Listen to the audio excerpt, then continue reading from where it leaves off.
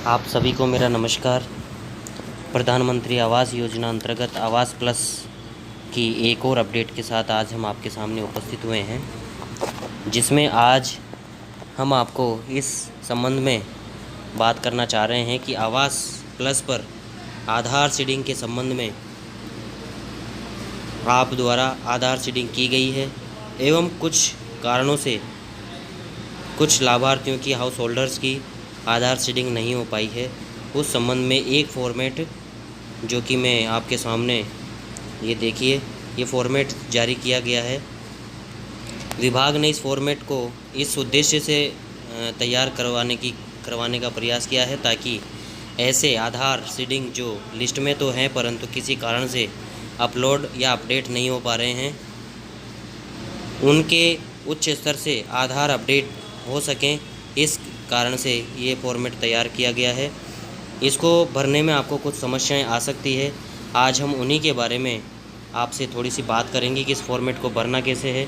ये बहुत ही महत्वपूर्ण है। मैं जानता हूँ कि आप इस फॉर्मेट को देखते ही ऐसा सोचेंगे कि मैं इसको भर सकता हूँ, लेकिन इसमें कुछ समस्याएं आपको आ सकती है जिनसे हम यहाँ पर आपको अवगत कराएंगे।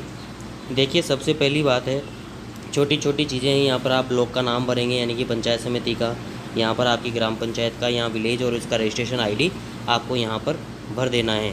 अब सबसे टिपिकल मैटर ये है कि जो कॉलम है आपका, ये है यहाँ पर house hold and family member name.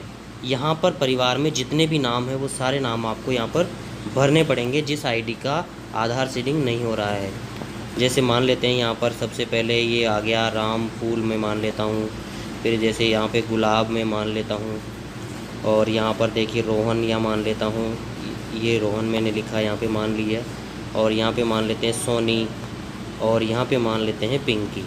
ये 5 नाम मैंने इस तरह से भरे हैं। अब इनके रिलेशन यहाँ पे हैं, सेल्फ है, ये वाइफ है, ये सन है, और ये डॉटर है, और ये जो है ये मैंने उदाहरण के लिए आपको दिया है ताकि आप परेशान ना हो। ये मान लीजिए इनकी पुत्र वधू है तो इसको आपको अदर में डालना है, या आप रिलेशन पुत्र वधू भी यहाँ पर लिख सकते हैं, ये भी आपको यहाँ पर भरना है। इसके बाद इन सबके आधार नंबर आपको यहाँ पर भरने हैं। फिर उनके जेंडर आपको यहाँ पर भरने हैं कि लिंग उनके क्या है, स्त्री हैं पुरुष हैं। तो इसमें आपको इतना नहीं करना है, आपको जो मेल और फीमेल है यही लिखना है। आप इसमें एम एफ इस तरह से नहीं करें।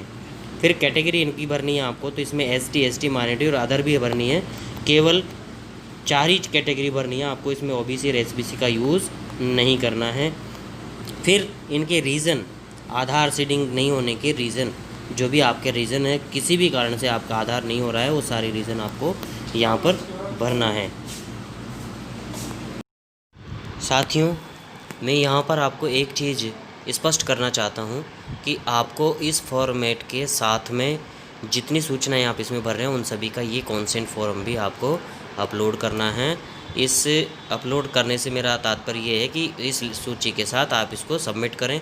सभी के आधार और कॉन्सेंट फॉर्म सेल्फ अटेस्टेड होने चाहिए, और सेल्फ अटेस्टेड कर करके आपके आधार की प्रति, जो कि दोनों साइड की फ़ोटो एक ही साइड में हो, ऐसी प्रति और कॉन्सेंट फॉर्म की एक प्रति आपको इस लिस्ट के साथ सबमिट करनी है, ताकि ये उच्च स्तर से सबमिट किया जा सके और आधार सीडिंग कंप्लीट। तो समझने के लिए हमने यहाँ पर देखिए इसका हिंदी अनुवाद किया है कॉन्सेंट फॉर्म का।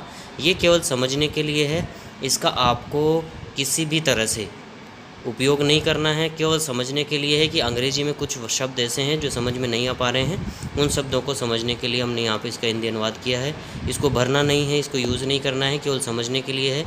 आपको केवल और केवल ये कॉन्सेंट फॉर्म ही, यानी कि कॉन्सेंट फॉर्म का अर्थ होता है सहमति पत्र, यही आपको इस पर भरना है। ये विशेष ध्यान रखें। लिस्ट और फॉर्मेट जो सूचना आप भर रहे हैं इसके साथ कॉन्सेंट फॉर्म और आधार की प्रति स्वप्रमाणित अवश्य लगाएं। डाटा ऑनलाइन सूची के अनुसार ही भरें। देखिए, मैं एक चीज़ स्पष्ट करना चाहता हूं कि रीज़न भरते समय आप एक चीज़ का विशेष ध्यान रखेंगे कि जितने आपके फैमिली मेम्बर हैं उनमें से सभी का आधार सीडिंग में कोई प्रॉब्लम नहीं होगी, किसी एक या दो के आधार सीडिंग में प्रॉब्लम होगी। तो जिस सदस्य या हेड को प्रॉब्लम है, किसी कारण से नहीं हो पा रहा है, जिसमें डेथ होना, पलायन होना, बेटी का ससुराल चले जाना, आधार नहीं होना, आधार नहीं बना हुआ होना, मिस हो जाना, ऐसे कारण हैं तो वो उसी सदस्य के सामने आप कारण लिखें, सबके सामने नहीं लिखें। ये आपको विशेष ध्यान रखना है। दूसरी एक और महत्वपूर्ण बात मैं आपको जो बताना चाहता हूँ, ये इस कॉलम के बारे में है। ये जो कॉलम है इसमें आप किसी भी सदस्य का नाम और उसकी डिटेल नहीं छोड़ें।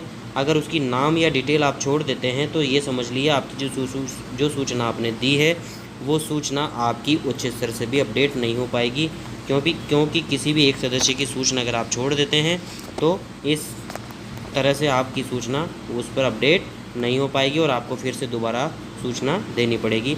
ऐसी स्थिति से बचने के लिए इस फॉर्मेट को बिल्कुल सही और सही तरीके से भरें और जिस आईडी के जितने मेंबर हैं उतने मेंबर की डिटेल आप इसमें देवें।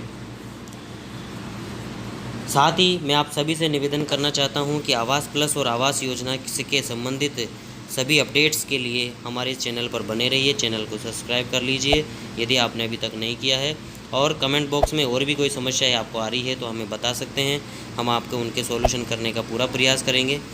और इसी के साथ आज के लिए बस इतना ही। Thank you.